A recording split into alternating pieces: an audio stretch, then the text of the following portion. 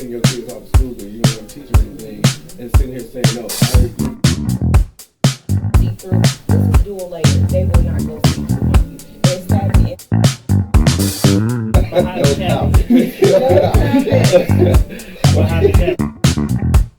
These are our photo shoot looks. So for these ladies that do those belly shots when they land on. Thank you for another episode of One on One. I am Stephen Jassid, author, writer of Tell the World Understanding Oneself. And we have an amazing episode today for you guys.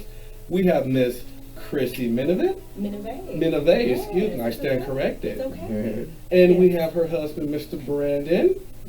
Awesome.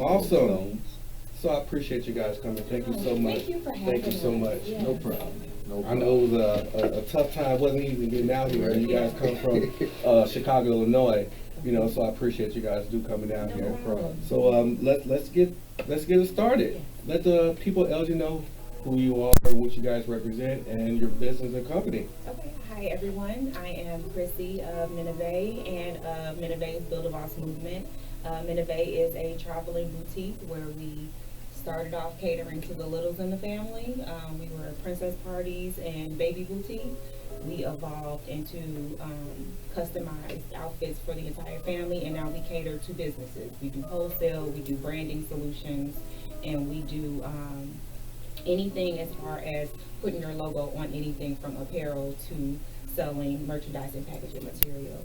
The Build a Boss movement is where we build up bigger, better bosses. Yeah. Every single day, people ask me about my journey. They're like, I saw you started off making tutus and socks, and now you do everything, and you have a traveling boutique, and I work with other affiliates. Our boutique, it will be seen on TV and in movies. We dress and style actors and actresses. Our boutique shows up in all kinds of things. So what we do with the Build a Boss movement is we take others on our journey. We are very open and very candid about all of our processes, the good, the bad, the ugly, learn from our mistakes, learn from what worked, and we just give the wealth of knowledge. We pay it forward just by being 100% honest about what we do, and we offer it for free. Yeah. Offer it for free. We offer it for free. I'm playing my part in building building our community back up and circulating that black dollar. Amazing. Yeah. It reminds me of something what I'm doing with TTWU Media. I ask people to come for the interviews, and I don't want anything from nobody. My goal is to highlight the people that's on here because it's about you guys. It's about supporting your business. And that's what I care about, especially the small business owners, because the small business owners really don't get as much highlight as the big company corporations. Yeah. So, what you guys got going on, I definitely love. And I'm like, I had to reach out to you guys. I really did. And I was like, it's you the king. I like to call king and queen because you guys represent everything that I see. One day, having my own. Absolutely. A queen. We're all on the same path, and I do believe that that's how we connected so well because we saw that within each other. So when you reached out, I was like, oh, absolutely, I have no problem taking this journey because it was about an hour 20 minutes, but it was definitely worth it. I'm definitely going to support what you have going on because I love the way that you support the community as well. Thank you. So that's just a shout out to you. Look, I threw it back on you. Yes, ma'am. That's what we do. That's what we do. Support each other. Yes, I got a question. How did you guys meet? Because you're a beautiful couple. Not everybody can have a great relationship. Yeah. So on and so forth. I'm not saying it's easy because relationship isn't easy. It's ups and downs. Yeah. How long you guys been together, and what are your ups and downs and the trials you guys been through? Well, we've been together 12 years. Wow. Married going on 9 years. New Year's Eve. 9 years, and we pretty much met through one of our mutual friends. One of my cousins, he had like a little get together at his house, and she I knew everybody there except him because we had mutual friends, and I'm like, I've never seen. Who is that? And we like eyeballing each other, and that was it. That was all. That was our senior year in high school. Yeah. That was senior year in high school. So you're somewhat because we went to two separate high schools, but the mutual friend went to both schools. So when she transferred out, so the party was full of people from both schools, and even though I knew other people from the other school, I did not know this guy here. So he was on my radar, and that wasn't even the night that we connected, because this was when we actually connected. That was maybe about a few months later. It was months later. I found out. Look, let me show you. You can tell her love because she knows exactly how she remembered. That's love, right? Like, so I found out that he was a skater. He comes from a skating family, and I skated a little bit because the school that I went to, that was like if you were on honor roll, you went to skate parties and different things. So well, we would get our little rental skates and go skate. Well, I found out that he was really a skater, and my friend worked at the skating rink that he used to go to all the time. So do y'all know I saved my coins and went and bought me a pair of skates just so I could connect with him? And I used to go every single week, and I would just stand there and be cute and not really. I could skate, like I could not fall. Let's say that I could do well enough to stay up. But that's how we met, and I'm just like, I'm gonna keep coming around until he talked to me. And I don't know if he was nervous or not. And you see all these posts, women should never pursue a man. I pursued mine. Well, the way I look at it, a real queen knows a real king. Because for 12 years, high five, brother. High five, man. Gotta give you a high five too. That's good. I love that. You don't see too many of that. You know what I mean? So I definitely love to highlight that. You know what I mean? Because especially out in our environment, men like to, as I say, prey and act like predators. You know, so. When I see this love like this, it's like, okay, you don't represent, that prey, that predator. Like it's almost like, man, even when I see you have a king, stance. You sit back, you're quiet. You know what I mean? Because they say the quiet ones is always the ones you got to look out for. I'm very quiet, because we sit back and we observe, and that's just what we do. So we know how to. Go about, things. So I respect that. I respect you, brother. I really do. Appreciate it. But, okay, I'm not going to, keep on that. You guys grew up in Chicago? How'd you guys? South suburbs. South suburbs? Yes. Okay. Any crime or anything like that? Like, how'd you guys grow up? I just wanted well, I grew up I got the best of all three worlds. A lot of people like to think of it as two worlds, suburbs and cities, when there's actually more than that. Because I grew up in the south suburbs of a not great area. I grew up in Dixmoor, Illinois. I went to school in Harvey until the 7th grade. My mother was in school to be a nurse, so she was always working. So we grew up a lot with my grandparents, even though my parents are still married. They were still there, but they were working and doing what they were doing to get us out of the hood. Because we were in the suburban hood, because a lot of people think that the hood only exists in the city. That's not true. So, we weren't from an underprivileged area. My parents did what they had to do to get us out of the hood. We moved to Olympia Fields when I was in the 7th grade. So I got the city life, I got the hood suburban life, and then I got the bougie suburban life. I got all three aspects of everything. So, because, by the time 7th grade, I remember my entire childhood. So, I remember everything where, like, my little brother and sister, they mostly only remember, the last location, which was Olympia Fields. So everything was very, very different for me. There was not a lot of crime in Olympia Fields, but I won't say that there was none, because our house actually got broken into. In Olympia Fields, in a nice neighborhood where we had alarm systems and police around the corner, our house still got broken into. So it doesn't really matter where you're from. I guess it maybe just changes the amount of crime. But honestly, when we were in Dixmoor, even though it was a not as nice area as far as when you compare the two cities, but there still wasn't a lot of crime there either, because people like to categorize the hood as a horrible place, but the community there was actually really nice. We knew the neighbors. You knew whose house you could go over, because back in the day you can go play, but you wasn't supposed to go in nobody's house. So don't go in their house. Don't go in their house. But there was that one neighbor that was okay, but it was mostly if you got to use the bathroom, come home. But we had that there, and then now in the city, now that was different. In the city, you couldn't leave the edge of the block. Like, don't go past Mrs. Nursing house. That was 2 houses down. We was only allowed to go, in between block A to block B. Don't go on block C, because I don't want you over there.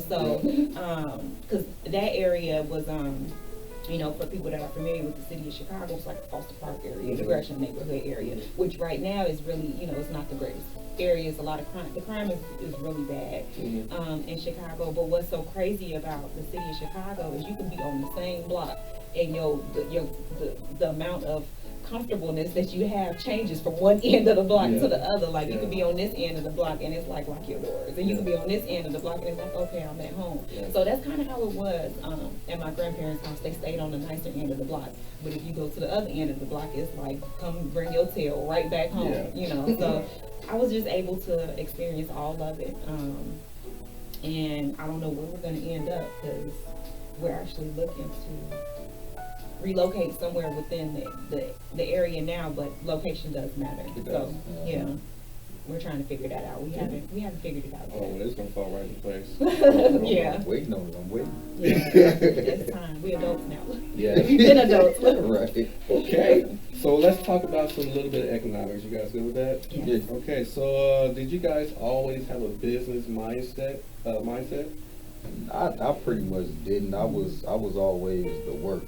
Yeah. And you know what I'm saying, just watching as a young kid, watching my dad, I pretty much worked with him doing, you know what I'm saying, he does sheet metal work, like installing racking and stuff for factories, lockers and stuff like that. And I pretty much worked with him when I was about 10 or 15, between those, you know what I'm saying, that age, and I still work with him to this day. You know what I'm saying, I'm pretty much, that's what I do. I'm a hands-on person. I work, you know what I'm saying, to make sure I get, you know, provide for my family. Yes, sir. But at the end of the day, it's like, I want to get my own money. My own money that they can't touch. You know what I'm saying? Money that's going to continue to grow so they can be okay, so my kids can be okay. And you know what I'm saying? Doing that, the only way I'm going to do that is if I work for myself. Yes, sir. And that's pretty much where we started at. Yeah, I went straight out of high school. I went to school to be a cosmetologist. So I have the hair, skin, nail background as well. I was a licensed cosmetologist. So I've been self-employed. Well, I won't say self-employed, because this was 2007 when I went to hair school. Officially, I became self-employed as far as no commission, booth rent, working for myself, sole proprietorship, to 2012. But I had to close my shop and my chair. I had to retire my chair in 2015 due to health issues. I have many health issues. And I was just at home wife. He was like, babe, you can stay home. I'm like, really? Can I really? So, you know, I did that. But I got bored. Being self-employed and working for myself is just sitting at home all day and sitting pretty, even though that's not what we really do when we sit at home. But it just, that wasn't for me. I couldn't sit at home and just take care of the house. It just wasn't me. So I had to figure out, what can I do from home where I can still play my part and where I could not be so bored. So I started off like doing surveys and different things like that, and I used to teach people how to do little things, just how to make a little extra income, how to put gas in the tank, how to do little things like that. And then I also sold, but I just sold as a hobby. It was not a business thing.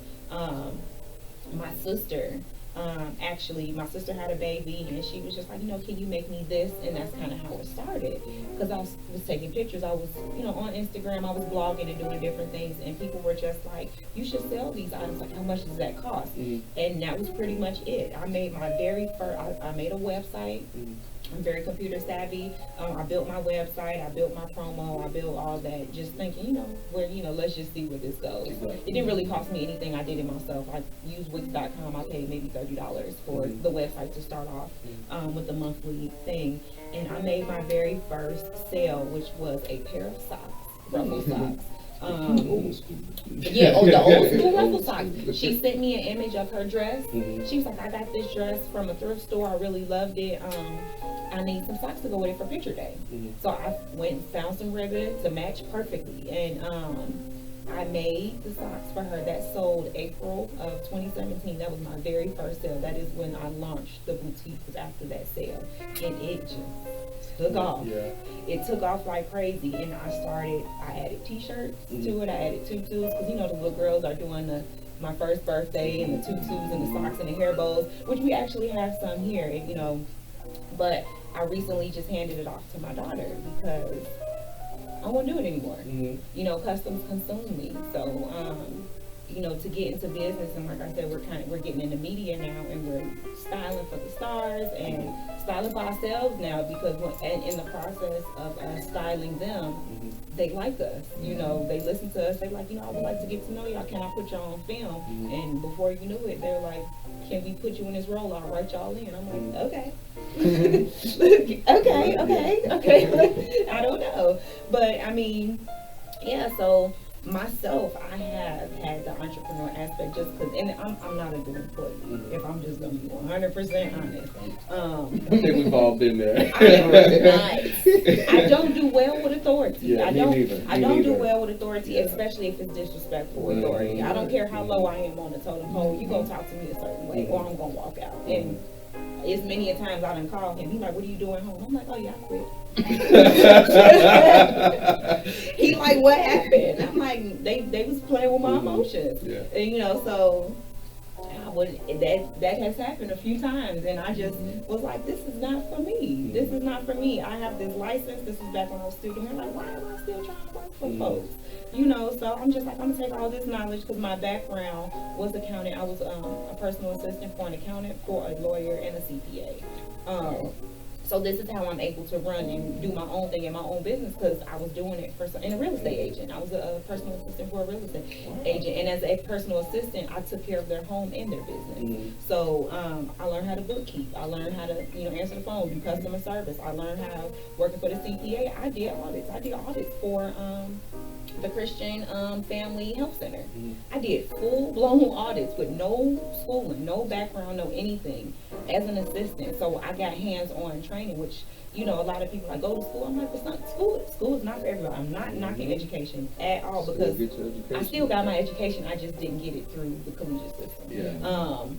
So, and I took all of that information and I input it into what I do every single day, and it saved me a few coins because I could do it myself. Exactly. Yeah, so. Is there anything you want to let the people know that sometimes you just got to go out and do your own? You have to. And I mean, first of all, the power of YouTube. What we didn't have back in the day. Like, YouTube was always there, but like now, you can literally type in, how do I change a kidney? Like, how do I pull something out of my, and I feel like you will be able to find it. And that's kind of what I did. There are things I'm not going to say I know. I'm a sponge. I grow and I learn every single day. And if I can get on YouTube and find it, I implement that into my everyday life. And there have been classes that I was ready to pay and take, because I want to expand my knowledge. I want to expand my territory. But YouTube has saved me a lot of money. Yeah. I think YouTube saved a lot of people. YouTube has saved me. I was trying to, I taught myself how to do options trading on YouTube, because I said, I'm not going to pay $2, $3, $4, somebody $4 grand, $5 grand, just to take a class. I said, I'm just gonna look at a bunch of videos, and then I'm gonna get myself overnight. If I can't teach myself when that sun comes up, then I'm just gonna give it up. And by when that sun comes up, I was able to teach myself how to options trade and save myself a whole lot of money. That's just self-study. Colleges do it all the time. You go to a college and pay thousands of dollars to self-study. I'm not, because the professor only teach you so much. It's pretty much you get what you get out of college with what you do, what you put into it. So, because I did do a little bit, I was a professional student, and I was just like, you know what, school ain't for me. Because as I was going through school, I actually went to Lincoln College. And Normal, not the big campus, the smaller campus, because they offered a cosmetology course, which typically when you go to school for hair, it's just, you know, a school, standalone building. This was an actual school where I could have gotten a degree. So I did start to take some classes while I was there, and I just figured out that school wasn't for me. It wasn't for me. I've been a self-taught person pretty much all my life. I won't say I'm a whiz kid, but I'm a nerd. I read. I'm definitely into finding things out, you know, for myself, and I just felt like I wasn't gonna pay and go into debt to do something that I could do on my own. And if I decide to pursue further, then I can always come back to it. Exactly. I agree. School isn't for everybody. But if you don't want to go in debt and come out of school paying all that high debt, then There are alternatives out there. There are. This is what 101 is for. Let you know there are alternatives, guys. There are alternatives. You guys are like the second people that came on here and was like, we taught ourselves. And, we're self-taught. And I love that. That's why I like reaching out to people, just letting people know there are other alternatives. There are. And we homeschool our kids. What? And we homeschool our children. Is there? What is it? Can you just let people know why is that important sometimes? Because the public school system is not we were in not the greatest area. So the school was okay. I won't say that the school was bad, but there were just so many things that I was unhappy with. My children, I'm just gonna claim it, they're gifted. But my son is stubborn as all get out. Right. So he was having issues in school, behavior issues. He was bored. He was bored, and he's stubborn, and he's set in his ways. He's a little old man, like he is literally a little grandpa. And he was in kindergarten, first grade. He was giving these really sweet cupcake teachers, which does not dwell with my stubborn son. He knows he can take advantage of. He's smart. He knows not to do it with me. If you put your foot down, he knows not to do it with you. But if somebody else was to be like, oh, it's okay, allow him to do that, he like, he know what he can do. And he was being labeled as a bad kid. And I'm like, my son is not a bad child. You just don't know how to interact with him. And if you know that he's the type of kid that wants to take advantage and push his way through things, then you need to do him differently than you do the other children. And in my mind, in kindergarten and first grade, you can't teach behind the desk. I remember back in the day, the teacher walked the aisles. And made sure you can't just sit at the board or sit at your desk. Because now everything's interactive. They on their computers and they pop up on the screen. You can't do that with all students, especially not in kindergarten and first grade. That's like high school, collegiate level. And I feel that that's how they were teaching there. And with him being stubborn, and I already know this, I'm not going to pay attention, he was being labeled as a bad kid. And in the process, I didn't want him to fall behind because he wasn't interacting with everyone. His homework grades were bad, or his classwork, because he wouldn't do it, and he wasn't doing what he was supposed to do. But they would do that standardized testing, and he's scoring high above his grade average. So I'm like, how he getting D's and F's in class, but his testing scores are at a second and third grade level? That doesn't make any sense to me. I pulled him out. Because during preschool, I would work with them, and every time we would every time we moved around a lot, every time we would go somewhere, the teachers, like, I can tell that you work with them. I can tell what parents do. Teachers know. They know. They know. And teachers would always be like, I really appreciate you, because not all parents are like you. So it's like, but at the same time, if you know that education in our household is big, and you can see that in my children, why would you allow him to slide backwards? So there is a difference between a good teacher and a bad teacher, and not because the teacher, they can still teach the curriculum and do what they're supposed to do and not be a good teacher, because they aren't taking that extra time to make sure that they're specifying what needs to be done for each child. So I'm not knocking the school, I'm not fully knocking the teacher, but I do feel that they were putting everybody into one category. And I wasn't happy with that. So I decided to pull them out and try it, and we love it, and I'm not going back. I'm not going back. I don't knock you, because that's something that they don't even tell people or tell parents, that homeschool is an option. But not only that, and I'm going to touch on a lot of parents that send their school because it's daycare for them, because they don't want to be bothered. So that's a difference between sending your kids off to school because you don't want to teach them anything, and sitting here saying, no, I'm keeping you here because you got to learn. That's a difference. I didn't like you guys for that. I didn't like the fact that I'm like, what am I sending you to school for? You're not doing anything all day. We went to parent-teacher conference, and he pulled out like a stack of papers that were incomplete. And I'm just like, what's happening all day? Like, how do you not notice that he's not doing his work? He would come home with no homework, and I'm like, why don't he ever have homework? And I just feel like, as a teacher, if you see weeks done went by and he has not brought homework back in, call me. Especially if we don't play about homework. Call me. Like it's I'm you trying need to say something. Figure out what's going on, but no, I'm on it. And I love what we do, and most of it is fairly easy, because most of the school, we do have bookwork, but most of it is internet-based education. The textbook is virtual. We still do worksheets. We still have activities. So it's still school. And then our day, it's only my two children, So our day goes by faster. We in school from 12 to 4, Monday through Thursday. We don't do school on Fridays, and we school all year round.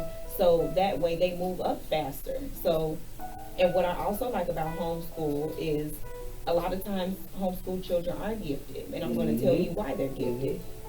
I don't accept anything lower than an 89%, than a 90%. Everything that I grade, everything that gets graded has to be an A. With homeschooling, you can take it over and over and over again until you are satisfied with the score. Excuse me. If in schooling you take a test and you fail, you may have an option to take it over again, but then that's it. Your homework, you turn it in, that's it. You know, you focused on extra credit and different things to pick up your grade. No, we're going to do this again until we have a grade that I'm satisfied with, because now your grades are good, and two, I know you get it. You know, and things that we fly through. Like my Kennedy is in 3rd grade, she's in 4th grade social studies. So people go, what grade are your children? I'm like, they are not in a grade. They're not in a grade because they're in 3rd grade here, 2nd grade here. So, like my son, we pulled him back actually in language arts because he can read very well. He can read, he's in 2nd grade. He can read at a 3rd grade level, but when it comes to the end of the chapters, he's not answering the questions properly because he's just reading. He's not soaking it in. He's not comprehending it. So I pulled him back in language arts because I want him to be able to soak in what he's reading. That's gonna better him in the long run versus just allowing him to, oh, he read it, he's fine, let's keep going. So I'm able to structure their learning capabilities according to what I approve. I don't like the grade, I don't like how you did it, I'm doing it again, you know. Wow. So, and not that and I don't want to be the parent who has like a 14-year-old college student, but if it gets there, I'm gonna allow it. Yeah. Rocket science. Wow. My daughter said she wanted to be an architect. For career day, she dressed up in her architect gear. She had her roadmap, and that's what she said she wanted to do. My son wants to be an engineer. And part of our science course, when we do our engineer training, is Legos. He is awesome. He brings me the most intricate details, and right now we're in the process of him planning it before he builds it. So instead of just sitting there and building the Legos, I need to see it on paper first. Then after I see it on paper, build it, and he does it every time. He sketches it. He's into Transformers right now, and you know Transformers is gears and sprockets, and when he draws these images of these robots, I mean, you can see the tires is on the shoulder. Like, you can see every aspect. The transmission is in the gut. Like, I'm looking at this like, oh, he just turned 8 last week. These are images that he draws, and then he gets his Legos, and then he builds them. My son will be a future engineer if I have anything to do with it. Billionaire. Yeah. So, wow. And these are, and I did not push this onto them. I allowed them to be who they are, and then I nurture it. Well, you know what I think. Yeah. Good genes. Yeah. Oh, thank you. Genes. Thank you. So genes with a J or a G? Oh man. What impact have you guys had on your family by what you're doing, going into business for yourself? Meaning, what impact has it had on the family? That's a good question. On our immediate family, or? Well, just, you two and the kids. Well, I mean, it's along with us, everything kind of goes hand in hand with us homeschooling and doing everything and being self-sufficient. It is falling down onto our children. They are little ussies. Ussies. They want to do everything. They want to do everything that we do. They see how we build. They see how we connect. Every time we do an interview or go anywhere, they're like, where you going? Can I go? You know, and they want to sit, they want to watch. And I do believe that us being entrepreneurs is building them up, and we're planning their future for them to win. They have no choice but to win, because I don't knock corporate. It wasn't for me. I don't knock it. If that's something that they decide to do, I will fully support it, but they will always have the knowledge of being self-sufficient and being able to do for themselves, because they got that from us. They always have something to fall back on, whether they go corporate or whether they decide to be, because you can still be corporate and be self-employed, because it can be your corporate. Your corporate, yeah. Because that's why I said the only way y'all gonna see me in a corporate office is if I'm on the payroll, if the CEO signs it. Not even, I want to be completely in charge of everything. That's the only time y'all gonna see me in a business suit in a corner office, because it's gonna be my building. So, you know, I definitely don't knock anybody's journey, but I do feel that the journey that we are going through is going to set my children and their children and so on and so forth up to win. Yeah. No, you good. You good. Well, I want to ask King the question. Why do you think, Brandon, business ownership is important? I mean, business ownership is important because it allows them to interact with people, and a lot of these businesses, you know what I'm saying, they're pretty much stuck in their ways. Mm-hmm. Even the people up top, they don't really come down and say, hey, how you doing? How was your day? Mm-hmm. You got to be able to interact with people. Mm-hmm. And it's like the place that I work at now, I used to like my job. Mm-hmm. I mean, I don't really like it no more because it's like they don't treat their employees the right way.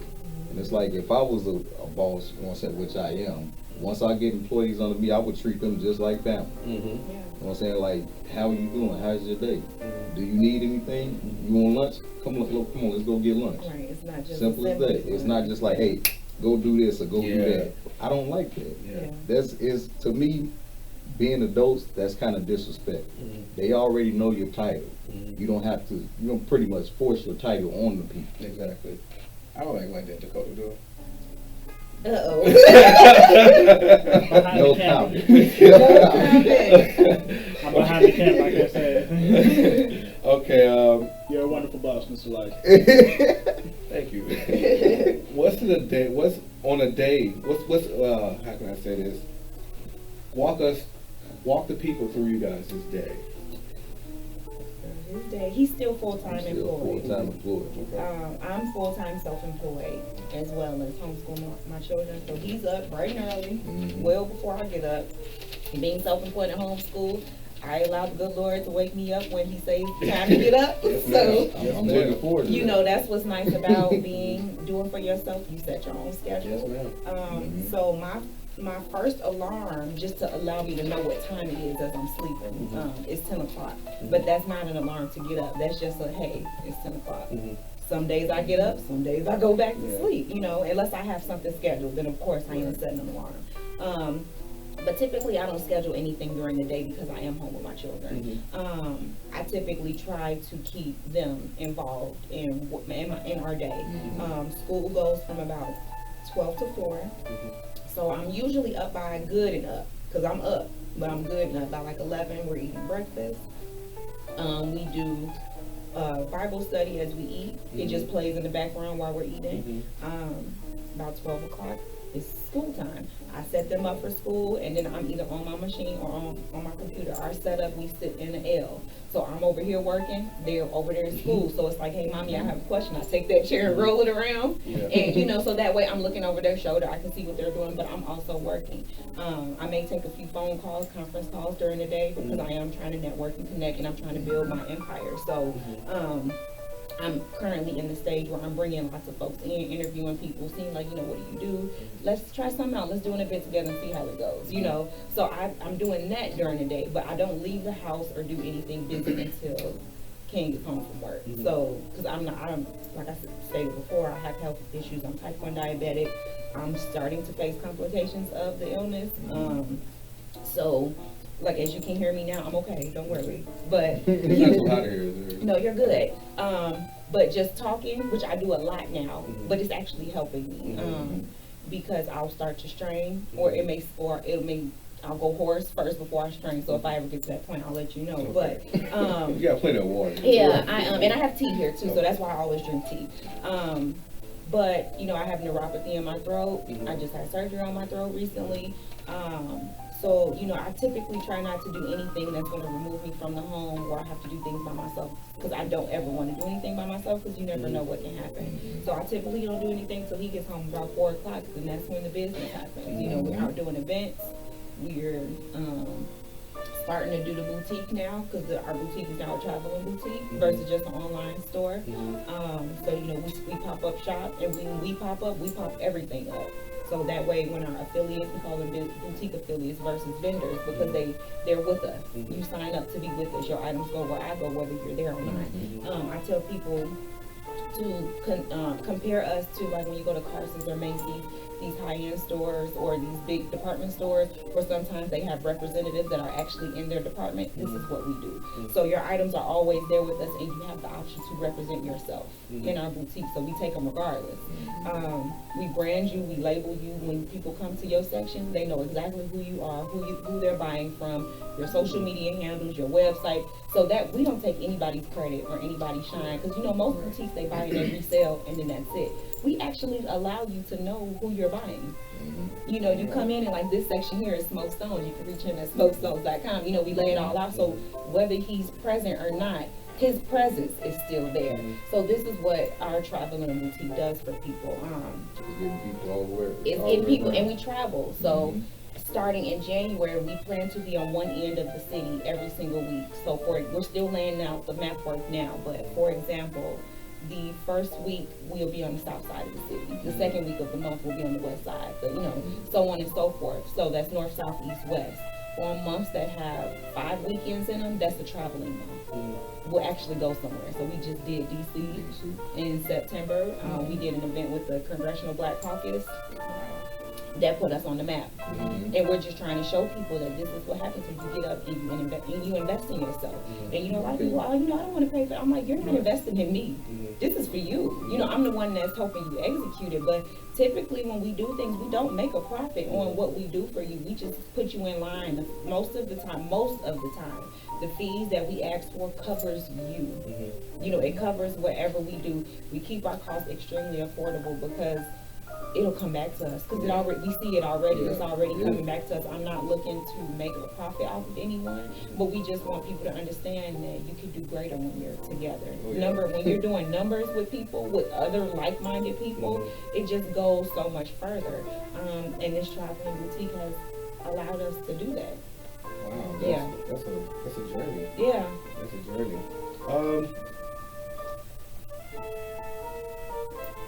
Do you guys plan on passing down to the kids?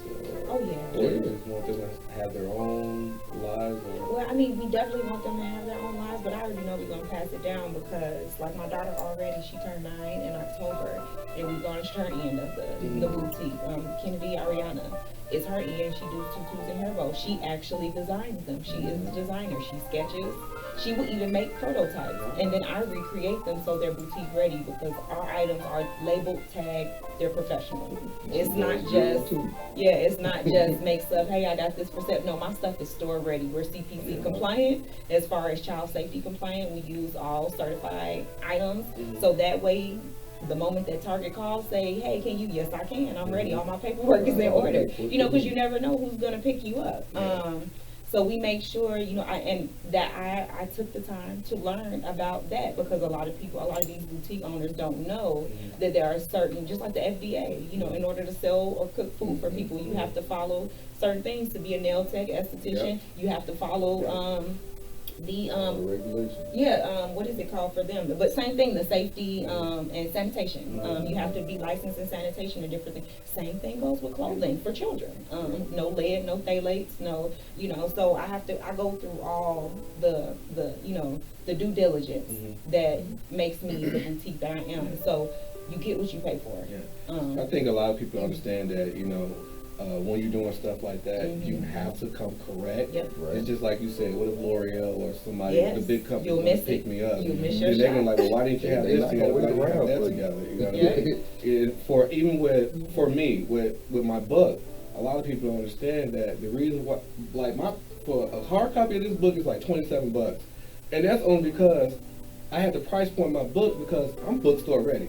You know, so when Barnes and Noble said, hey, we want to put your book into the bookstore, I'm already price point ready. I'm already 50-50 price point ready. They don't have to sit here and say, well, you got to do this, that, and the other. You know what I mean? So, hey, I do appreciate you guys, whoever invested in that. But you can also ebook for $10.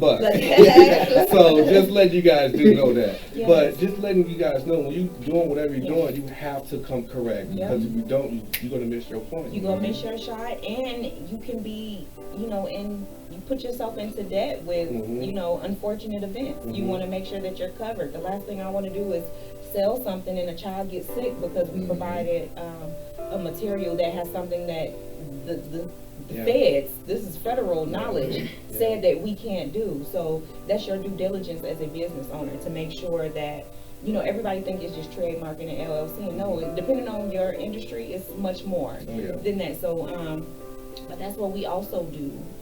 Being boutique owners, when we bring people in and we train them and teach them how to start their own boutique, we give them that information. Like, hey, have you done this? Have you done this? If we don't, these are not items that we charge. Anything that anyone asks us to do, we will charge for it, because that's my time, that's my money. But we pay it forward with the power of knowledge, with the wealth of knowledge, so that way you can go do it yourself, save them coins, go do it yourself, because we got it broke. When we started our businesses, we did not have anything. We took the time. It took a while to get. We took the time to learn and do it ourselves to save that money, and then once we got to the point of being able to outsource and pay people to do things, then we can do that too. But I'm like, a lot of people think you have to be rich, you have to have a loan, you have to have an investor. Not at all. Not at all. And most people have children and different things, and y'all have taxes. Use it correctly. You know, everybody want to go on vacation. It's nothing wrong with that. It's nothing wrong, because I plan on going on vacation with my tax return this year, because we got everything else in order. But it's like you prioritize. You know, if you want to start a business, it's just like, are we going to Disney this year, or am I going to get this LLC, or am I going to do this? Because that LLC will pay for Disney. Y'all going backwards. Y'all doing it backwards. Take care of what brings income in first, then use that income to do everything else, versus just taking that bonus, you know, because it's not really a bonus, but because that's your money that you're getting back. But you take that lump sum money and put it and invest it, and then allow the investment to let you live your best life. Because once that money is gone, that's not your best life. You live that best few months. For a couple of weeks. And it's gone, and that's it. You have no return on it. So I say put a return on your money first, and then use the return to do what you need to do to be happy, I guess. You know, if that's the type of happy that you want. So I'm not knocking what you do. It's your money. You can do what you want with it, but just be smart about it. Invest. They don't teach us that. They don't teach you that in school. And y'all talking my language right now. They don't teach you that. Thank you guys for letting people know this show is for this, because they don't teach us this. Like they don't. I mean, people get 5-10K for income tax, and literally a couple of weeks it's gone. It's gone. And that's a lot of money. People understand that's a lot of money. You get one time out of a whole year, you get one chance, and it's gone in 2 weeks. And now for the 11 months you struggling. And nothing to show for it but a tan. Exactly. Nothing but a tan. You done paid $10,000 for a tan. You could have got one of them for free. I mean, look, you could have. Let me stop. Let me not even go political, because I can show you how you can get a tan. You know, I'm going to do that. Okay. Do you guys have a mentor? I have a few. I don't know if you have any mentors. Yeah, my dad. Yeah. You know what I'm saying? He started his business a long time ago. And he's pretty much been working for himself for about 30 years. And that's sort of kind of how I got into the position I'm in now. And the other part was from my wife. You know what I'm saying? We I gotta give you a little credit. I gotta give you credit. But we actually went into the store one day, because I've been in the jury for a long time, and we went into the store one day, and it was a couple bracelets in there that I wanted to get, and she was like, "Well, instead of doing that, why don't you make your own?" I'm like, "But I want this one." She was like, "Well, if you make your own, you can pretty much create it the way you want to." I'm a numbers person, and I'm bottom line. I'm bottom lining, and I go to the store and I don't buy things because I see the value. And being a boutique owner and being a numbers person, my head is always just calculating numbers. And I'm just looking at this bracelet, like they charging $100 for this bracelet. Dave, we can go get every piece that's in this bracelet, and you can make 4 of these, maybe 5, for the same price that you're about to buy one for. And then you can customize it and do it exactly the way you want to do it. And then, like she said, the power of YouTube. He got on YouTube. I got on YouTube, and pretty much I watched a couple videos here and there and stuff, and then after that, my mind just started racing. I'm like, well, with the way that I accessorize stuff, I can do it better than anybody. Well, I'm not gonna say anybody else, but I can do it better than any other person can. It's like the style isn't my style. My style isn't their style. Everybody has their own style, but it's like when I put stuff together, a lot of people like, where did you get that from? Like, that's me. I made that. Branded everywhere you go. Every bracelet or necklace you see, I made it. Yeah. Yeah, I know when I saw the jewelry, I was like, I gotta have one. I know when I'm doing my income tax this year. Yeah. You Now, know? I'm gonna slowly get into, I've been thinking about getting into actually making my own watch. I haven't actually done it yet, but it's gonna get there. It's gonna happen. It's gonna get there. Because he's into branding now as well. With me having a branded business, that end of my business I call Get Branded by Minovet. People ask for his pieces, like, you know, do you wholesale? Like, yes. And not only do we wholesale, we can brand the jewelry as well. So if you want to tell the world piece, we can hook you up with a tell the world piece, and then we can wholesale. And we do it in a way where you don't have to, it's an investment for the design. Of course you invest for the design, but you don't have to buy 100 pieces from us and then sit on these 100 pieces. We are producing a way for you to only buy as they sell. So, because you know, people have these t-shirt companies, and you have to buy all these shirts, and they don't sell, and then you sitting on all these shirts, and then you end up putting them on discount for $10, and you didn't make a profit. I have mine, which we are already implementing this as far as the t-shirts. I have a system where we design the shirt, I design you a mock-up. You can either buy that first one, or I can do full-blown mock-ups where they will look like real shirts, because I get on the computer, I edit it, and I fix it up, and it looks like a real shirt. We create your design, I graphic design as well. And you only pay as the items sell. When these sales hit your market or hit your computer, your laptop, you shoot me a message like, hey, I got a size large and item number 4. It'll be ready for you in 2 days. And I can either ship, if you're close, pick it up, I can ship it to you, and I also offer direct shipping. So you just let me know and I ship it right on out. And now you're making money and you have not done anything but post a picture. Wow, where you at again? Minovet.com. Minovet.com. Let's see the shirt. Yeah, Minovet. This is me, guys. Minovet.com. I made his shirt. I make my shirts. We brand everything. I make packaging material, stickers. Let me show you what I got in here. Let's get to the products. This is my signature baby right here. Every few months I have a new signature baby because somebody else, I call these my somebodies. Somebody else pops into my head and I create. But these are my bonnets in a bag. So these are satin bonnets. They are handmade by myself. They're adjustable, so you never have to worry about your bonnet stretching out on you. The ribbon is not just cute, it actually serves a purpose. Even though I never really use my ribbon. The elastic, we use high-end elastic, it's not going to stretch out on you. It's reversible, satin inside and out. And it comes in 3 sizes, small, medium, and large. Yeah, the small are our infant. They work too. He wears Y'all one. have to excuse me. He wears one every night. And I should have, and I was not prepared. I could have brought you a do-rag. We make do-rags. Yeah, I was looking at the do-rag. I was hoping for a do-rag. How you look? Yeah. And it's warm too, right? Because they're dual lined. So you know, like you have a lot of those satin bonnets after you wash them, they go see-through. This is dual layered. They will not go see-through on you. They're satin inside and out. You can wear them on both sides. You see it's tagged and ready to go. That means it's certified and it's ready for shelves. So, you know, you big box stores out there that's watching, we wholesale. Check it out. We wholesale. It's labeled and ready to go. And same thing we wholesale them to beauty supply stores, to salons, other boutiques, and we rebrand. We rebrand. We can white label you, or we can rebrand you. So if you have a salon, a store, and you want your name on them, we will brand you for a small fee. We will rebrand these so they look like they belong to you. Wow. So a beauty salon can have their name. They can style their client. Like, would you like one of our first light? That gives you that's upselling. Upsell, which we also teach people how to do. I've been in hair and sales industry all my life, so all my workable life. So as I sell wholesale, I also offer education. After you get done servicing your client, not only do you sit it in front of them.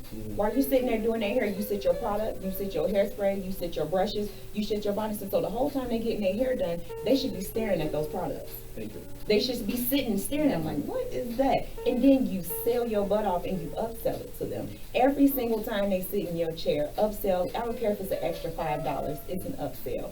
These are items that you can upsell with because they already got the extensions, they already got the nice hairstyle, they want to maintain it. Show them that they can maintain it with this piece right here. They come in a gift bag that to keep it fresh. When you travel, you on the road, it has its own personalized bag to go inside of. We can personalize the bags too. It does not have to say Minovet. And then I'm just going to show you this card on the inside because I'm going to show you guys what's to come. Check that out. Queen Spy gift set. A whole gift set spot. Queen Spy gift sets will include a bonnet, a satin robe, and slides to match. So when y'all out on honeymoon or wherever you want to walk around the house cute after you get out the shower, for my media people that get primped and pampered before they go on set, get your makeup done with a bonnet and a satin robe on. Like it's just that grand diva fab experience. There's so many different ways, and then the fact that we do offer do-rags as well. They're perfect gifts for newlyweds, for his and hers bonnets. We can put their names on them. We can put their established by date on them. You can memorialize that time in their life on a do-rag and a bonnet, you know, and it's not an extremely expensive gift, but it will look like it. To me, this is very grand. This is very high-end. That's very high-end. Very swank. Oh, very, yeah, my sister over there already, her mind is already going over there. Look, I see. Look, I see you, sis. But yeah, you know, this is what we do. So you know, we offer everything that you see from packaging to actual product. So we do stickers, we do labels, we do business cards, we do folders, calendars, flyers. We do magazines. If you're interested in magazine printing, if you have a blog, I sell that to my bloggers. Like, you have a blog and you post every single week. At the end of the year, you should have a magazine dropping. You have 12 months. You have one, at least that's a 12-page magazine just from your blogs. If you post every month, there are some people that post every single week. You have a whole magazine. At the end of the year, you take your blog and put it on paper. Sell it. Give it away. Do whatever. That first year, just put it in people's hands so they can see what you're capable of. Somebody will find you. If you're good, somebody will find you and somebody will pick you up. So this is kind of how our mind works. We're just off. I literally wake up at 4 in the morning like, ooh, babe, guess what I just said? He just be like, what is wrong with you? But this literally, I've had. We write stuff down in the morning. I have sticky notes all over my house. And I am a goal setter and a goal getter. Like, literally, I'm always setting goals. I had to tell myself to start dreaming bigger because the dreams that I dream of, I'm hitting them. Typically, people don't hit their dreams. So if I'm hitting them, that means my dreams aren't big enough. They're too small. And if you think it will happen. And I tell people, fake it till you make it. And it's not a lie when you fake. You just set your mind and set your walk. Set the way you walk to be the person that you want to be, because it's eventually going to happen. If you walk tall, people might think you tall. You listen to Les Brown? Like, but I'm saying, if you walk it, people will believe it, and they will start to treat you like it, and it's going to happen. So it's a mind over matter type thing. Like, if you make it a thought, it's going to exist because it's going to manifest in you, because you move towards thoughts. If your thoughts are negative, that's what you're going to move towards, because that's what you're thinking about. So you get up and you give yourself those affirmations. Did you put positive blessings on your life today? I do it every single morning. My kids do it. They, and I just feel like I'm the same way as you. I didn't come from wealth. I didn't come from power. I didn't come from anything. My parents are awesome. I'm not knocking them. But, my mom's a nurse. My dad currently works for the police department at UIC. They're average Joes. They're awesome people. They're awesome at what they do. My mom and my dad did what they needed to do to take care of their family. They moved us out the hood. But that's still just average. I want to go beyond that. So they started off by breaking the chains, by being better. Because average, a lot of people don't hit average. Average is not common. Unfortunately, which doesn't make any sense, but it really is. What people call average is not average. There are so many underprivileged and so many people that are not average. They broke those chains and at least got us to average. I'm planning to take it a step further, and hopefully my children do the same. If your kids don't come up better than you, you ain't doing something right. You ain't doing something right. Yeah. What's the most important lesson you both have learned in life? You gotta stay humble. Ooh, that's stay a good humble. one. Stay humble. Yeah, absolutely. Really? Don't get entitled. The moment that you get entitled, you lose. Like when people do stuff for me, I appreciate it. Yeah. I might seem a little dry, but that's just right. Thank you. I mean, that's being true. That's being honest. It's like when people do stuff for me, smallest things, I appreciate whatever anybody does to do for me. But it's like I don't try to come off as like, thank you.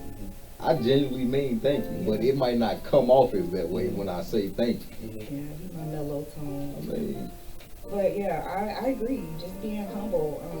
I don't want these blessings to ride away because they come in just as fast as they can leave. So I make sure that I'm humble and I appreciate and I take care of every blessing that's handed to me because I never want to get to the point of being entitled, being, oh, I got it, I made it, you can't tell me nothing. You lose when you hit that point. That is the beginning to your end once you hit that mindset. Because once you feel that you know everything from then on out that is there for you to learn, you won't learn it. I grow every day. I move every day. And we put positivity before everything, even the bad things. And life happens. Life happens. You could pray for the perfect life and not to, I won't say that it's not possible, but chances are your life will not be perfect. So you have to have a positive aspect on things. I just posted about it recently. Your perception of things will directly and immediately affect your outcome. Your perception is everything. Put a pause. Why did this happen? The world is not happening to you. It's happening because of you. Figure out why the world is doing what it's doing to you and then fix it. You know, you don't like your environment, change it. You don't like who you're with, remove them. And I mean, you know, that might hurt a lot of people. It does, you know. But you know what? Being on the journey that we're on, we've lost so many people in the process. We've lost so many people, and I used to get upset about it. I used to get in my feelings about it. I used to fight it but I'm at a stage in my life where my peace must be protected. My peace must be protected, and anyone that makes me feel like me doing for myself and making sure that I'm good is a problem, there's no room for them here. Yeah, I learned, and I've even saw, you know, with me doing what I'm doing, you know, I tend to try to go reach out to people, you know, and then it's like nothing to come back, and I'm like, wait, I thought you know what I mean? It's like, wait, what? You know, so it's like I found myself alone, you know what I mean? But at the same time, when I come out my visualization, you know, God, whatever, higher self, be like, they're just not where you're at. You know what I mean? That's true. And people it takes time, you know what I mean? And you can't sit here and want people to be where you're at. Because your consciousness is not where their consciousness is at. Right. You know, because wealth, the higher degree you want to go, the higher consciousness got to be. And I tell people that, like, I found my woke, and you know, everybody like I'm woke, but I'm woke for real. Like, me woke too. Outside of being black. Like, you really have to wake up to things. You have to have that awakening moment, and we found that. And now that we have that, so many things just make sense. And I see BS a mile away now. Like, it's not, like, I see. Tell me about it. For real. Like, when you get to that stage in your life, you cannot tell me anything. I see it. I feel your energy. I see it. You can talk to me, good news, tell me, and I would just be looking at like, are you done? Because I already done figured you out, you know, and I try my best not to act on assumptions, but once an assumption is made, I do my best to make sure that there's some truth to it before I act on it. I always tell people, you can assume we're human, we're going to assume, we're going to judge, but you do not move on anything until you know that there's truth behind it. I allow people to tell me who they are by themselves, because they typically do. They typically do. So, you know, what you were saying about asking and reaching out to folks, I no longer do that. I make people come to me now, and not on an ego type thing, but when people come to you and they ask and they want to be involved in something, it's genuine, and they'll work for it and they'll fight for it versus, hey, can you do this? Oh yeah, I'll do it. Then they don't show up. Then they don't come. They don't take it. Oh, I got to do this. It's like, but y'all know y'all get up for this 9 to 5 every day. On time. You ain't brushed your teeth today because you was running late. You ain't did this because you was running late. Your kids, you threw them out the car to get to this job on time that don't care nothing about you. And it's like, I ask people to come do things and they don't show up for me. So I'm like, you know, I don't ask anymore, because the people that come to me and ask and prove that they're worthy of being in, they do right by what I have going on. So, you know, you have people that go, oh, I saw you do this, why you didn't ask me? Like, you had every opportunity to step up.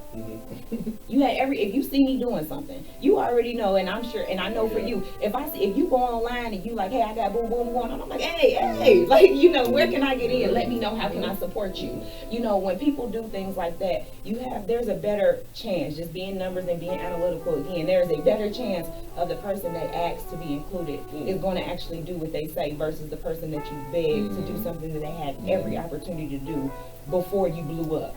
Like, you know, why would y'all wait for me to get known to? I've been asking y'all to help me out, you know, but that's just along the lines of telling me who you are. I know who you are. You have already showed me I wasn't big enough. I wasn't established enough. I wasn't, you know, real enough, I guess you thought, you know, because I'm the type of person that if I say it and it's on my calendar, it's going to happen. It's going to happen. Once I put it on paper, it's going to happen. That's why I got to get dates, but if it's there, I'm going to commit, you know, I'm going to be there. And same thing, I'm like, you have to get on my calendar. People, as business owners, people don't understand that. Like, it's not, you know, like, oh, what's this? I got to get on your calendar. Like, because I'm busy, you know, and I want to give people that I love dedicated time, but I do need them to understand that I'm not going to sit money to the side for you. So if you get on my date, I'll make sure I won't book anything there because now you're on my calendar. But stop expecting me to leave work and not take these meetings and not do these things that's going to push and move my business to do random shenanigans. I don't come to your job and say, hey, I want to do this, clock out, let's go. So it's like, don't do that to me. But being self-employed, people don't, they don't get that. You know, my work is not a 9 to 5. I'm a 9 to 9 to sometime 9. Look, I'm a 9 to 9 to 9. So, you know, it's just like, respect my grind. Like, there's no other way to put it. Respect my grind. Respect my grind, respect my peace, respect my, you know, how I run my life. And I leave people where they are. If I have to leave them there, I accept people for who they are at that moment in their time. Because things change, people grow. I'm sure at one point people didn't want to have nothing to do with me. But when they're ready to step back up and I accept people then. I allow people to grow at their own pace. Just like how you said, you can't always pull people up. Sometimes as the person at that moment, because they may not always be on the lower end of the spectrum, but you have to be aware that people are going to move without you. So it's just like, you can either come get it with me or you can watch and I'll be waiting on you when you're ready. Yeah. All right, well, I mean, but what else? Look at that. Did we get it off? Oh, okay. I gotta ask this. How important is family? That's very important. That's A1. Very important. That is the number one. That's also kind of why we started working for ourselves. Little buddy right here is a worker. He's a worker. I've been out of work. Like I said, I was out of work for like 2 years when I got really sick. And he didn't want me at work. He like stay home. So he was working overtime. He had to support us with a whole section of income gone because we were both making about the same amount of money. So me not working changed the game. We relied on overtime, which means he was never at home and on second shift. Second shift, you already don't see your partner on second shift. So, you know, those few hours that we got to lay together, you know, in the morning was gone because he's now working overtime. So family is definitely number one and mostly why we decided to do our own thing. We are on the journey of, I'm finna quit my job. That's him. That's how I walk and work. I'm about to quit. I don't tell him that though. But that's how I feel when I walk and work sometimes. I'm like, hey, I was late today. I just walked. Yeah, I was late. You was late. They'll be like, it's almost that time. I was late today. I'm like, whatever. Yeah, we just waiting to buy a house so we can have that job security when we purchase a home. But the moment we get them keys, I know. We got the house now. Let's make it happen. That's good. It's on and popping. We about to do us. There's so much stuff in store for us now. Yeah. Relationship goals. Are there any relationship goals? And anybody that's out there that's looking at this interview and they're like, wow, they're amazing. I think you guys are amazing. I love both of you. Thank you. You guys are awesome. Is there anything that the people should know about as far as relationship? 12 years, I mean, and I see 12 more, and more after that, and more after that. So I'm gonna tell you one word: compromise. A lot of times, you know what I'm saying, you got guys that's too stubborn. I'm stubborn, but I know when to shut up. I know when to shut up. And a lot of people need to be the same way. It's like if stuff is not worth arguing over, don't argue over it. Yeah, we don't say Because we don't argue. We do not argue. We don't argue no more. We used to back in the day when we was younger. Oh, fresh. When we was Okay, younger, fresh. Puppy love. We definitely had those days in the very beginning, but we figured it out quickly. We don't argue, and I'm not saying that because we're perfect. We just know how to communicate. People disagree. Nobody's life is perfect, but if you can communicate it and you can verbally get it out without being disrespectful, without getting loud, it just makes things so much easier. We've been together for 12 years. He has never, ever, ever called me out of my name.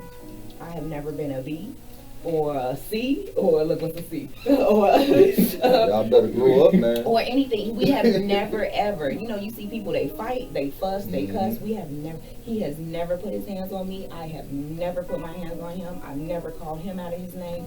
Disrespect does not equate to love, and I wait. I have argued this with people. I know, but that's how he know I love him. That's stupid. Like what?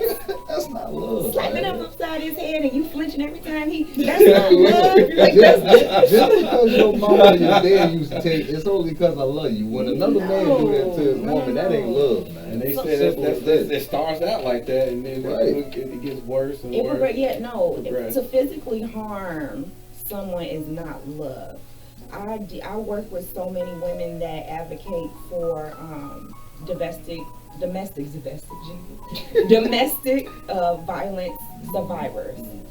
I've heard so many stories and so many tragedies, as well as light at the end of the tunnel, women that were able to come out of it. And it's just like I already knew these things as far as what should be allowed and what shouldn't be allowed, but hearing it from people that actually went through it just opened my mind up to so many different things.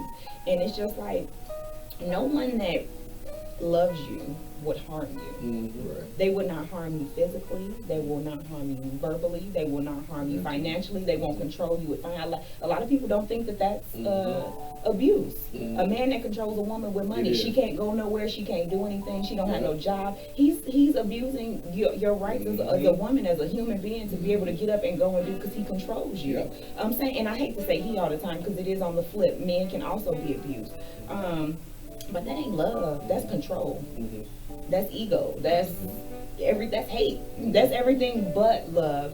But we don't have that here. And I will say that, the moment that disrespect happens, even if it's just verbal, he get mad and want to call you a H or a B or whatever. Let it go before you get attached. Before you get stuck in love.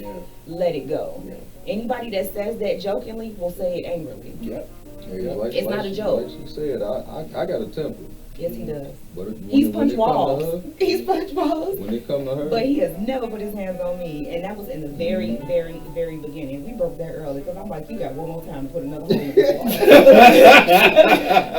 You got one more time.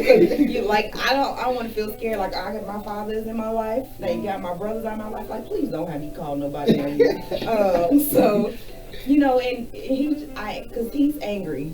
He was angry. He was just an angry dude. But that I do feel like that we were meant to be together, because my soundness and I'm sound and I'm earthly grounded and everything else, that aspect of me, that woosah, take your time, breathe, think it out before you act. You get mad, go take a walk. I gave him that. That helped all of those issues. How many fingers have you broken? This is angry. Look, this is angry. Punching stuff that shouldn't be punched. Twice, this one once. But so it's like, we align that way. I do feel that connections happen for a reason, whether it's a lifetime, whether it's a moment. It just so happened that ours decided to be a lifetime. I found him early. Thank God I found him early. Because I could not date today. I could not date today. I would be a single woman. I would be that old lady with cats in the house, like yelling at the kids out the window, because I would not date today. So, old lady with the cats. Yeah, I would be the old lady with the cats. I'd be the old lady with the cats that the kids are scared of on the block. Like, she'll never come outside. That would be me, because I'm a hermit crab as well. So this media and coming out, this is new for me. I know it don't seem like it, especially him, but no, for real, I don't leave the house. I sit back, I observe, I watch. So, but that's why I'm happy that I have it with him. I've journeyed through this business world with so many different partners and so many different people. And the bottom line just comes down to, why am I steady searching for someone to fill a void that isn't there? My void was filled 12 years ago. If I could do this with anybody, I would much rather do it with him. And that's just kind of where I am right now. I don't mean any harm or anything to anybody, but you know, it's just, this is where I'm comfortable, and I know things happen when you're uncomfortable. But this part of my life that I'm comfortable with, I plan on, you know, I'm because I won't say I can't get mad at him, because I can, but at least I'm gonna fight for this one, because I'm not gonna lie to you, I do not fight for people. I don't fight for people. People that make me fight for them, they're not for me. If you love someone, they will not make you fight for them. There's that compromise. You come together and you figure it out, and that's outside of love relationship. That's relationships, period. You know, if you don't have compromise, if you don't have communication, it's not gonna work. That's that push and pull. You both have to push and pull to keep that tie on that tug of war in the middle. If you pull too hard, don't let me somebody lose. You don't let that person fall. You know, it's a game of tug of war, and it's supposed to be an even, grounded game. It may not always be 50-50. It may be 80-20 here. It may be this there. But at the end of the day, it always comes back to that bottom line in the middle. And that's just kind of what we do, because I'm usually the one that's in the face of everything. I'm the one that's talking on the media, and he's behind the camera, and I'm like, dude, I need you. Like, I need you to step up for me, and he did. Like, he did, and I'm so proud of him. Like, I say, my cupcake is growing up. Like, my cupcake has turned into a pound cake. Pound cake. Whatever, you look good. Shut up. But yeah, so I'm very happy that I'm able to do this with him, because this is easy.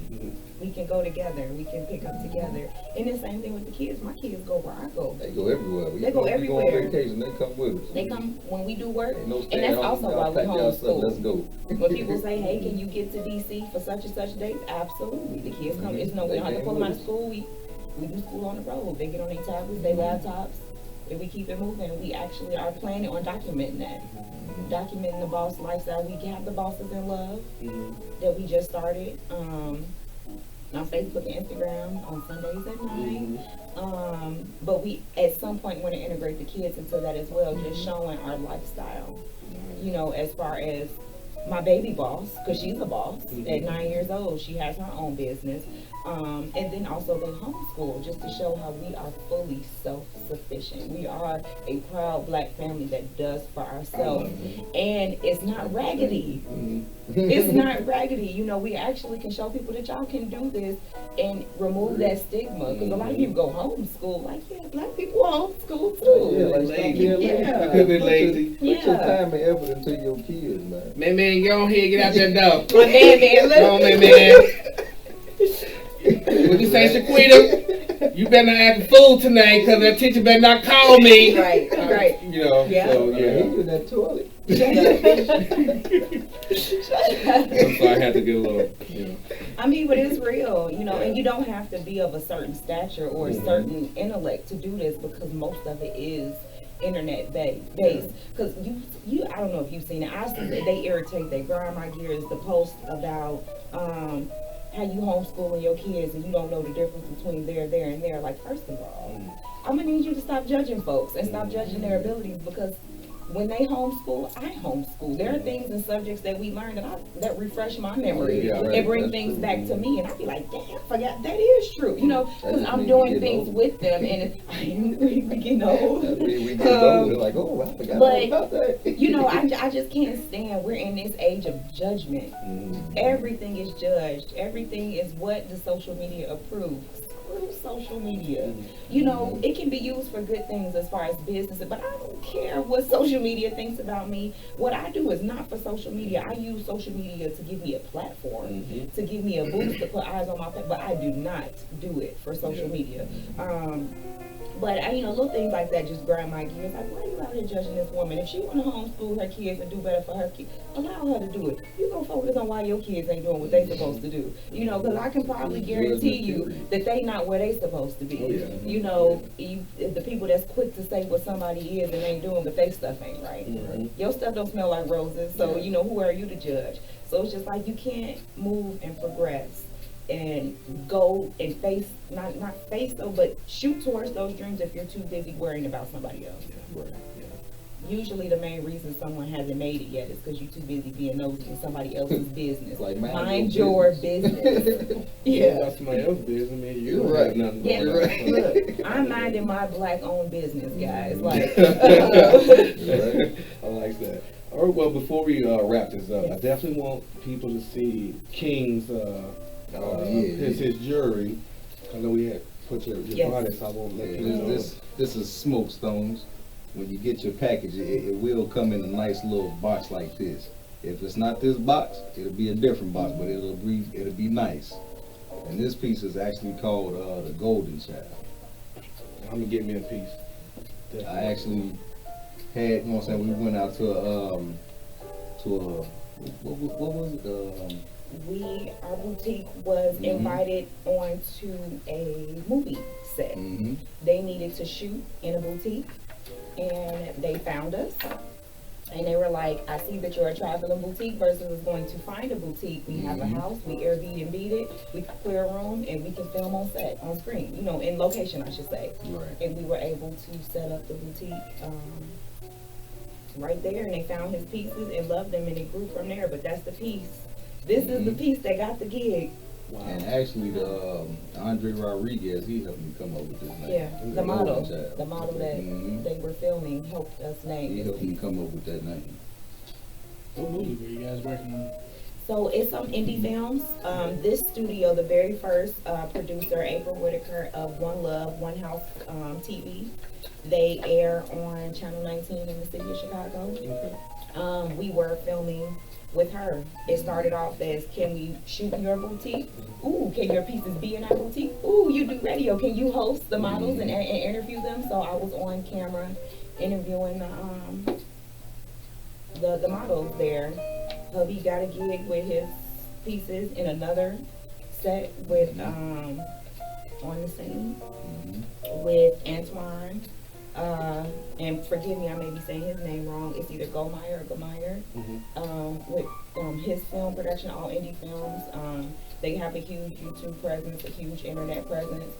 He's worked with some great stars in the game. I want to name drop. But you know, we moved with that piece. They loved our bonnets, and then we also have. Can I show you? Sure. Yeah, I was gonna get to that. Definitely. So this is the baby boutique and princess party end of the business that is now being run by Miss Kennedy Areyana. And these pieces are on blanks, what we call our custom blanks. Yeah. And Kennedy is. Kennedy is my daughter, my 9-year-old daughter. Yes, okay, come on, princess. This is my queen in training. I can't even get it out there. We crammed a few pieces in here. So Miss Kennedy helps us pick colors. She helps us pick design. What ribbon do you want to use? These are all handmade. This bow started off on a spool of ribbon. This is handmade. This is our 4-piece set. This is our fabric tutu piece. It comes with a bow embellishment. You have your ruffle socks with the cute little bow attachment. Yeah, ruffle socks. So and then also the shirt here, which also has the matching bow on top. And these are sublimation blanks. We call them blanks because you can put anything on these shirts. My first birthday, Kennedy is 4. You know, whatever you want to put. We respect the integrity of other people's rights, so we don't do characters or things like that. But we can make a design to associate itself with your theme party. So like we had a Pebbles party from the Flintstones. I put a bone on it. We put the leopard print, you know, so you could still see that they were in a Pebbles outfit without getting sued, y'all. So a lot of people go, you know, you don't put characters on it. I'm like, we can still do something. So, you know, give us the opportunity to design for you. We used to do full-blown custom. We may get back to it if we find we're actually looking for seamstresses and different things right now, so we can continue to outsource some of these things. We want to support other handmade boutiques and other artisans. This one is, we call these our photo shoots. With the hand off there for me. These are our photo shoot looks. So for these new babies that do those belly shots when they land on their belly, it has a back bow. Wow. So when they're laying on their bellies, you still get, so you can put something on the shirt, but when they're laying on the bellies, you can't see it. So we do the back bow, so that way when they're laying on their tummy, they have the tutu fluffed up and they have the bow on their back. And then for the little babies, we protect their hair, give them a satin line ribbon with also a handmade ribbon. And then I have one more in there just to show you guys what we are capable of as far as putting designs on the shirts. So this is something that's pre-designed, so you can see what we are capable of as far as design. And this is a design that I make in-house. All of my designs they're not purchased. We take the designs, we create them, we color them, we do whatever you need. So if you like this but you want it in purple, pink, and green or something different, we are able to do that. And the difference between this design than these, because these come with the ruffle socks, with the old school ruffle socks. Say you're doing a barefoot photo shoot, you don't want them in socks. We have anklets, y'all, for those barefoot shoots. So if you have little babies that you don't want to put socks on, or if it's an outside shoot, you're on a beach, whatever, we do little anklets, and these anklets also serve as hair scrunchies. So they have multiple purposes that you can do whatever with. This is our Kennedy Areyana line. Kennedy Areyana. Kennedy Areyana. Areyana, yes. This is my baby. So yeah, she this is all her, because I actually stopped doing this because it just consumed me and it took so much time, but the demand was so high for it that I'm like, okay, let's keep doing it, but I'm gonna let her design them. So now what we do, instead of just full, we only take so many custom orders a month, so it's like super exclusive, y'all. Like I'm booked in the month of December. I am already booked into the month of April as far as my customs go.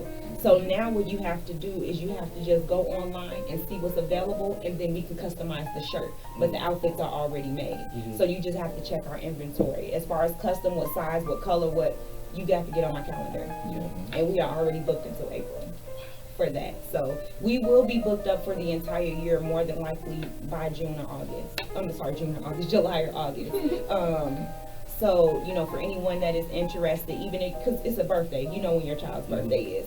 So, you know, even if the baby's birthday is in December, I do recommend that you guys go onto my site and book now, because we only take so much, because we have moved on to bigger and better things. And I just try to still make sure that I'm catering and taking care of my customers. So you just have to, you know, we're exclusive. This is exclusive. These are unique pieces. And they're not super expensive. So we work with your budget. Our prices are set. Look, we don't finagle.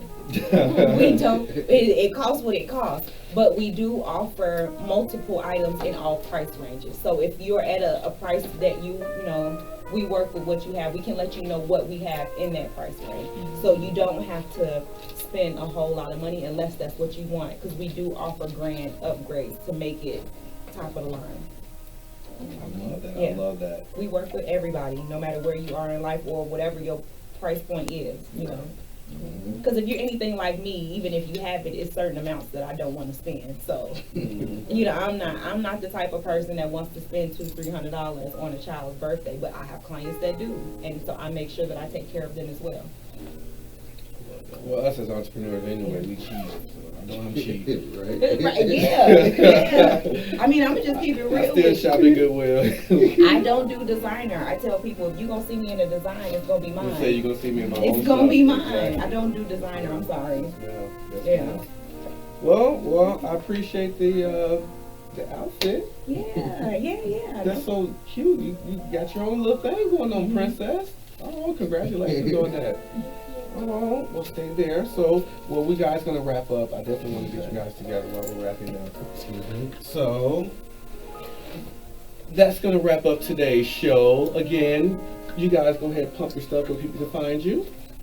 So you can find me, I'm Brandon from Smoke Stones. You can find me at smokestones.com. That's SMOKEDSTONES.com.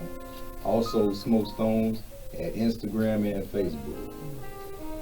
And then I am Chrissy of Minovet and of Build a Boss Movement. You can find me online at minovet.com, MINOVET. On Facebook, Instagram, Pinterest, Twitter, Tumblr, all the above, LinkedIn at Simplyminovet. Simply, Simply, Minovet, Minovet. And you can find Miss Kennedy Areyana on Facebook and Instagram, managed by Mommy. And I'm going to spell her name for you. It's KENNEDYAREYANA. And you can also find her on my website. You can actually find all three of us on my website, even though we have our own websites, because you can link and click to everybody from there. Oh, and the Build a Boss movement. Yes. The support group. So the support group is where you can get your free promo, your free acknowledgement, push your page. The only rule in the group is to be positive and to support another. All things that come on that page, if you're pushing a product, if you're pushing an event, if you're pushing anything, I approve it as long as I know that you're active. If you're on there liking and sharing other people within the group, you are allowed to post. That's all I ask. So that way when you come into the group, you are guaranteed to get followers. You are guaranteed to get shares. You are guaranteed to get likes, because everybody that's in my group is just like me. We started a few months ago and our group is up to like 270 now. Wow. Of active group members. 270 of active group members. When I post, I can see at the bottom seen by. It says seen by 270 people. And they post and they share. And they share onto their personal pages. So that gives you automatic views of what you have going on. You can find us on Facebook at, if you search Build a Boss Movement. On Instagram, that's me, with the green glitter banner across the top, Build a Boss Movement. And if you go on Instagram, it's build_a_boss. Awesome. Because we building bosses. We building bosses. Yes, you guys are. Are you guys still doing the radio? So the radio show is complete for now. Okay. The ladies and I, we have went our separate ways. I believe they're shooting for radio shows as well and different things. Me and hubby have our Bosses in Love. Okay. So we are doing that live on Facebook and Instagram on all of the Simplyminovet pages. He shares on his page. So pretty much if you come to any of our pages on Sundays at 9 p.m. and you will find it. But it originally launches on the Simplyminovet page 9-ish, because last week was rough. Facebook has been tripping, y'all. Like, I was not able to go live. Facebook was just like, no, not at all. So, but we do go live on Instagram and Facebook. So in the event that you can't find me on one, check the other. Because we definitely go live somewhere. We're going to be getting the episodes up on YouTube. Typically, we'll probably be a week behind when we do YouTube, because I cut and make it sweet so you don't get all the extraness. Because our show goes on for about an hour. Okay. Yeah, so some people don't want to sit and watch us for an hour, but you do, just about. And Almost. it's on because I go to bed early. Look, So, excuse me, I just found out you guys' radio shows at 9. So that, I believe it was a week and a half ago when I found it out. I was trying to stay up, and I was out. Because I get up like 4:30 in the morning, before 4:30. So I'm like, okay, I'm gonna support, and you know, I actually appreciate I stay up through it. For 2 weeks in a row, I stayed up through it. And what's nice about Facebook, even though you're live, you can still play it. You can still play it back. So that's why we do plan on getting it on YouTube to give you the sweet version, pull all the nonsense out. Maybe we'll do a blooper reel, because we be having lots of bloopers. We laugh and we have a good time, and we just talk about being bosses while married with children, relationship, bossship, childrenship, mothership, father, you know, whatever. And we talk about our entire week, so we pretty much recap the people of our week, and in the process of doing that, what we learned, what we hated, what didn't work out, what ventures we have next, and just push inspiration of, we're giving y'all our life. We're giving you guys our life without the reality cameras walking around. We kind of, you know. Well, I love it. I definitely love it. You know, like I said, I stay up Sunday nights. Definitely, you guys going on this support or whatever. Even though I just take it out in the morning and whatnot. I know. But I love it. You know, you're always going to find a support out of me. So, guys, check them out. Facebook, Instagram. You know, I love them. They're my new best friends, new networking. So, 101, I'm Stephen Jassid, author, writer of Tell the World Understanding Oneself. If you're looking for Tell the World Understanding Oneself, you can find it on Amazon.com, BarnesandNobles.com, and I'm going to have to edit that out. But Amazon.com, BarnesandNobles.com, and OutskirtPress.com. Thank you so much. I love you, and we'll see you again on 101 next week. So in the end, I'm just praying that the struggle That's one of the good night. come up on the still see that they were in a public outfit with LGBT, y'all. That statement comes from Pastor Dexter. When I cite my work, I just have to do it. So, when I